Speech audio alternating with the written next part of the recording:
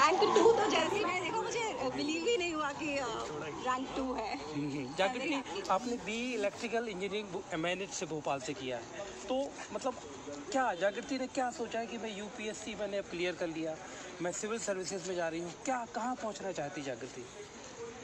मैं सोसाइटी में कुछ मीनिंगफुल चेंज लाना चाहती हूँ कि आज से मे बी 20-30 ईयर्स बाद जब कोई मेरा अगर कहीं भी जिस भी मैं एरिया में काम करूँ और मेरा नाम आए तो लोग कहें कि हाँ कुछ इम्पोर्टेंट चेंज लेकर के आई थी, कुछ सोसाइटी में कुछ किसी के लिए कुछ बेटर किया था। तो ये मेरा गोल है और इसीलिए मैंने सिविल सर्विसेज लिया।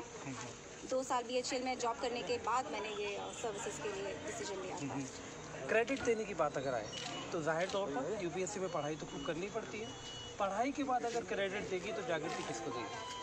सबसे पहले तो अपनी फैमिली को, मेरे पेरेंट्स जिन्होंने मुझे इतना सपोर्ट किया, मेरा भाई उसका बहुत रोल है, सुयश अवस्थी। सुयश का रोल क्या है? इन्होंने पहले तो मुझे नौकरी छोड़ने की हिम्मत दी कि अपने सपनों को पूरा करना चाहिए, हो सकता है आप कुछ रिस्क लें या जो भी, तो उससे डरने की ज़रूरत नहीं है। तो उसके बाद जब मैं यहाँ आई तो मैंने कहा वहाँ से मेरा शुरू हो गया था थोड़ा बहुत। तो 2019 में मैंने अपना पहला अटेम्प्ट दिया, प्रीलिम्स क्लियर नहीं हुआ था तब मेरा। तो फिर मैंने 2019 में नौकरी छोड़ करके 1 साल पूरा डेडिकेशन से इसी तैयारी में मैं लग गई। कहा जाता है यूपीएससी का एग्ज़ाम देना हो तो बहुत टफ कंपटीशन होता है, तो पढ़ाई बहुत ज़्यादा करना पड़ती है, मेहनत ज़्यादा करना पड़ती है। तो कितना देर आपने पूरा समय बिताया, यानी किस तरीके से तैयारी पूरी की? शुरुआती जो महीने होते हैं जब आप शुरू करते हैं प्रिपरेशन, मैंने जुलाई से शुरू किया था, जुलाई 2019 से। तो जुलाई से लेकर के लगभग फरवरी तक तो एक वही लगभग 8 से 10 घंटा डेली पढ़ाई करना। उसके बाद से फिर पढ़ाई तेज़ हो जाती है। इस बार हालांकि कोविड आ गया बीच में तो काफ़ी डिले हो गया, तो एग्ज़ाम के 2 महीने पहले से पढ़ाई में 10 से 12 घंटे, वो 8 से 10 बन के 10 से 12 हो जाता है। और बस वही कंसिस्टेंसी इज़ द की कि आप डेली पढ़ें। 16-16 घंटे वाला तो मैंने कभी नहीं किया, पर हाँ डेली पढ़ना। कुछ कोचिंग इंस्टीट्यूट वगैरह की भी मदद ली आपने कुछ? शुरुआती मैंने कोचिंग की हेल्प ली थी, लेकिन चूंकि कोविड था उसके बाद सब डिसकंटिन्यू हो गया और सब फिर घर से ही बैठ के पूरी तैयारी जी की। उसके बाद फिर पूरा प्रीलिम्स, मेंस, इंटरव्यू सब कुछ घर से ही, सिर्फ ऑनलाइन जो सपोर्ट मिल जाता था। अब यूपीएससी में सिलेक्शन के बाद आगे क्या, यानी किस तरीके से आप? सर आज मुझे जितनी खुशी अपने सिलेक्शन की है, मैं चाहती हूँ कि आगे जाके मैं ऐसा काम करूँ कि इतनी खुशी मेरे आसपास के लोगों को मेरे काम से हो। तो मेरी काफ़ी इच्छा है कि मैं रूरल डेवलपमेंट में, कुछ विमेन राइट्स में, चिल्ड्रन एजुकेशन में कुछ अच्छा करके दिखाऊं।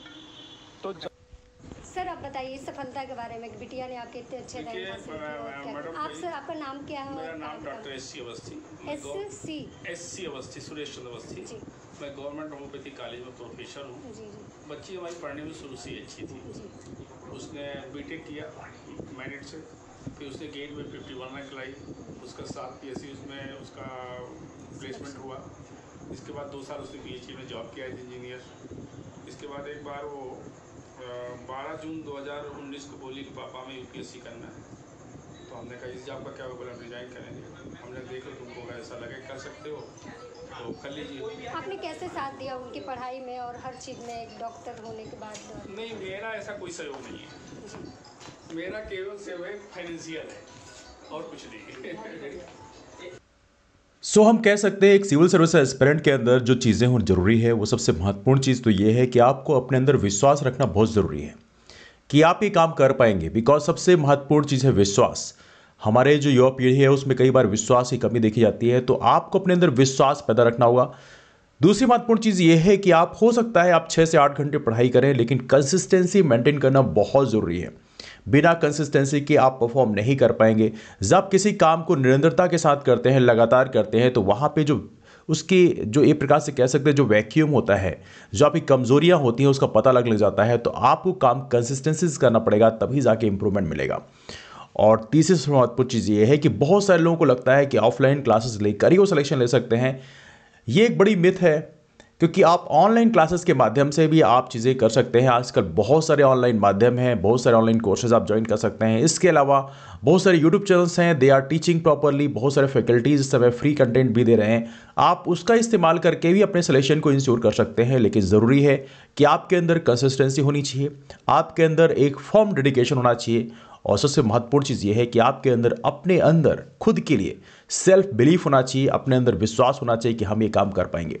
एनीवे, जितने भी हमारे एस्पिरेंट हैं, all of you all the best. Future में यदि आप प्रिपरेशन कर रहे हैं सिविल सर्विसेज की, तो आप डेफिनेटली अपनी बुलंदियों को आप चूमें, आप भी सिलेक्शन लें, टॉपर बने, और डेफिनेटली आप ऐसे ही शानदार तरीके से इंटरव्यू दें, दुनिया की निगाहें आपके ऊपर हों।